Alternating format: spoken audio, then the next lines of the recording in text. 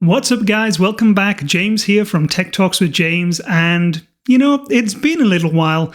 Had a couple of days off, went on vacation, got a little bit under the weather. Thankfully, it's not COVID, but still getting over that. So anyway, we're back for more questions of the Blind 75 Challenge. Today, we are tackling the first question from the binary section of the Blind 75 list, and the question is called Sum of Two Integers.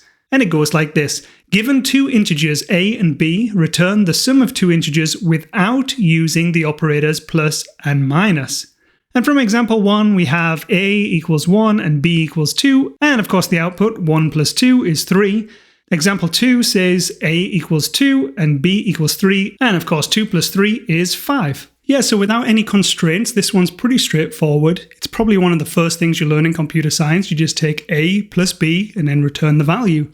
However, it specifically says that we can't use the plus and minus operators, so we have to think a bit differently. And to answer this one, we're going to have to dig deep into the back of our memory banks and remember something that if you're anything like me, haven't dealt with in years and years and years, probably since you graduated from college. We're going to have to use bit manipulation. So let's go ahead and draw up an example, and I'll kind of go through what we mean by bit manipulation.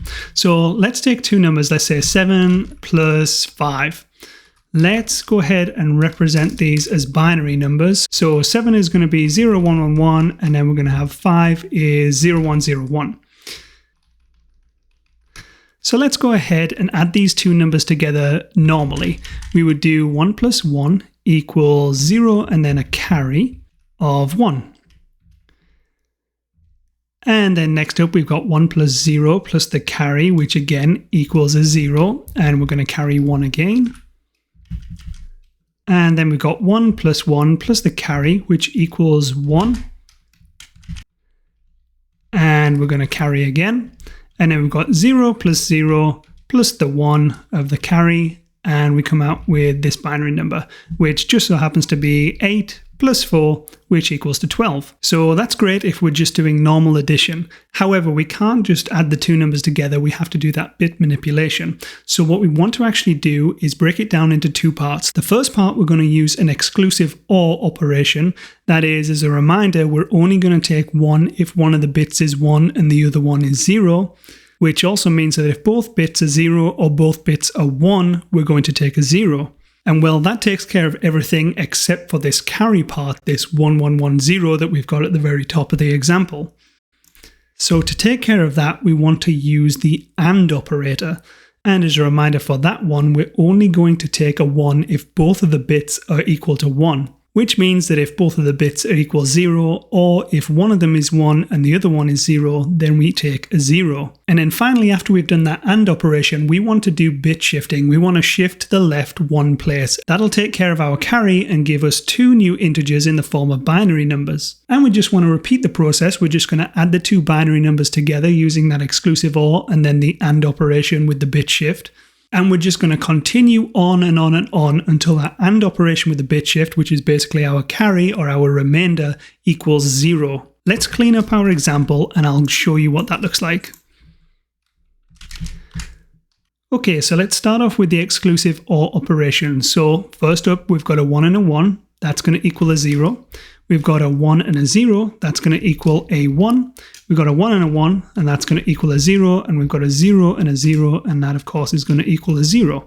Great, that's the exclusive OR part over.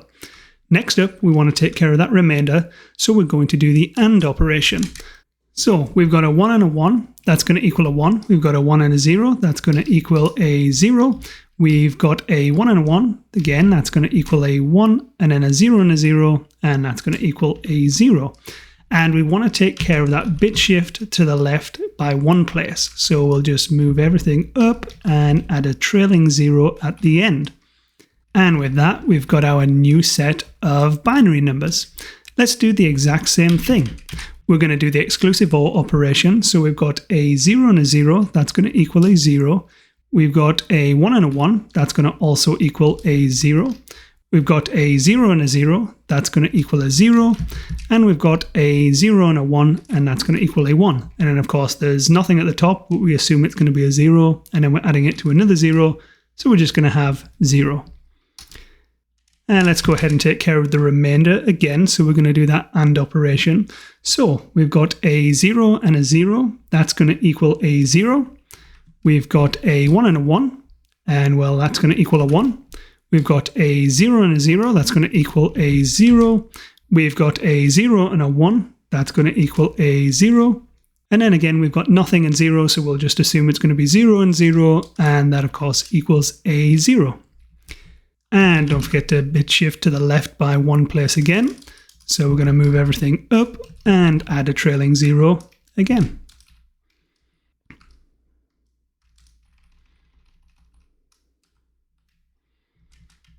All right, so one more time, let's do that exclusive OR. So we've got a 0 and a 0, that's going to equal a 0.